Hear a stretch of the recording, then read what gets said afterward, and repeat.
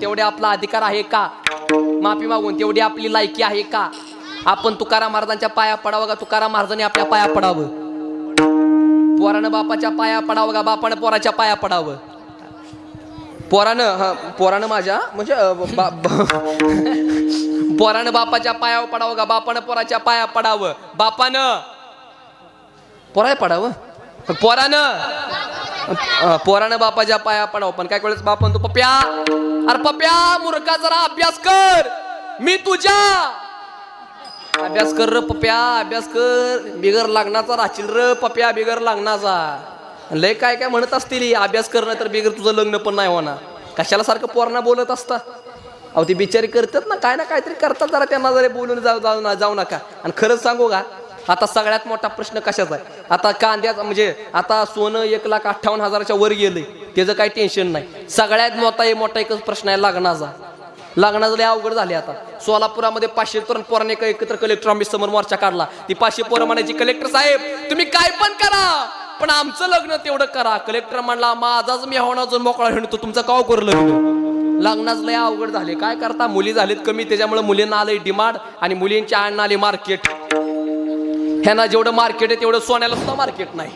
पुरीचे जाणार पाहुण्यात जाणार नाकात अशी नथ घालणार आणि नथला असं झटका आणि म्हणणार आमची कोणी कोणाला पण द्यायची नाही. हो पोरगा दिसायला सुंदर पाहिजे, त्याला जमीन कचकाटून पाहिजे, त्याला पगार भरपूर पाहिजे आणि त्याला आईबाप नसले पाहिजेत. काय यांच्या जरा मागण्या झालं काय माहिती का? लग्नाचं काय झालं, पोरींच्या आईंच्या अपेक्षा वाढल्या. महिला मंडळ पटकारांना बोला तुमच्या पुरीचं लग्न करायचं आहे, अपेक्षा काय? अय मावशाओ तुम्ही तर लय बोलत असता.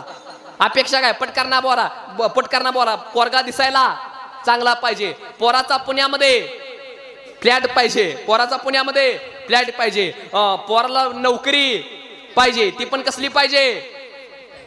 चांगली नव सरकारी पाहिजे, सरकारी पाहिजे. हा पोराला शेती पाहिजे आणि पोरगी शेतात गेली नाही पाहिजे, मग शेती काय जी म्हणून खड्डा घेऊन पुरायला पाहिजे.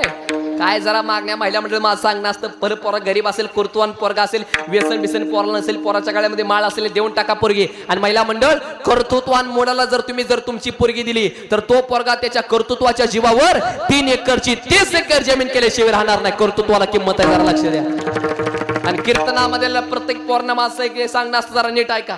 पौर्णा अभ्यास करा, कष्ट करा, देवाची भक्ती करा, व्यसन बिसन अजिबात करू नका, तरच तुमची लग्न होतील. नाहीतर काय उपयोग आहे? धाब्यावर जातो, दारू पितो, आई बापाला उलट बोलतो, शिक्षकाला डोळं वाटारतो, शिक्षकाला म्हणतो बाहेर भेट, तुझा कार्यक्रमच करतो. अरे तेव्हा तुला 1.25 लाख रुपये पगार तुला लिहायला तरी येतात का? 1.25 लाख रुपये काय करतात एवढं?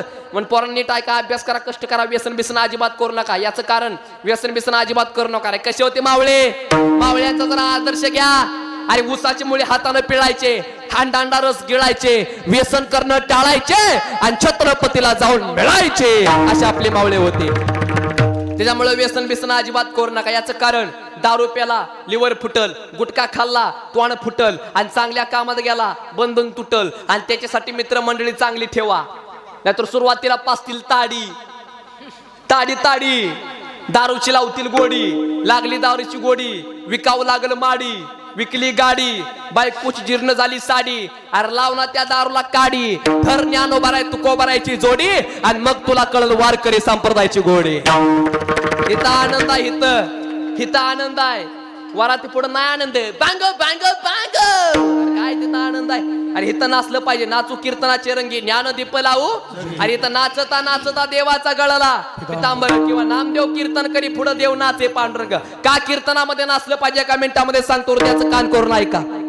लग्नातलं नाचणं म्हणजे मस्तीचं, निवडणुकीतलं नाचणं म्हणजे द्वेषाचं आणि कीर्तनातलं नाचणं म्हणजे भक्तीचं. म्हणून कीर्तनामध्ये नाचलं पाहिजे. याचं कारण जो नाचतो पण गात नाही त्याला नट असं म्हणतात, जो गातो पण नाचत नाही त्याला गायक असं म्हणतात, पण जो नाचतो पण आणि नाचत नाचत जो गातो पण त्याला आमचा वारकरी म्हणतात. ही गोष्ट लक्षात ठेवा.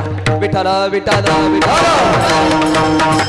हो पटापट बोला, आपल्याकडे वेळ कमी आहे. कोणी कोणाच्या पाया पडावं? पोरानं बापाच्या पाया पडावं का बापानं पोराच्या पाया पडावं? पोरानं बापाच्या पाया पडावं. महिला मंडळ सासून सुनाच्या पाया पडावं का सुननं सासूच्या पाया पडावं? सुनाच्या.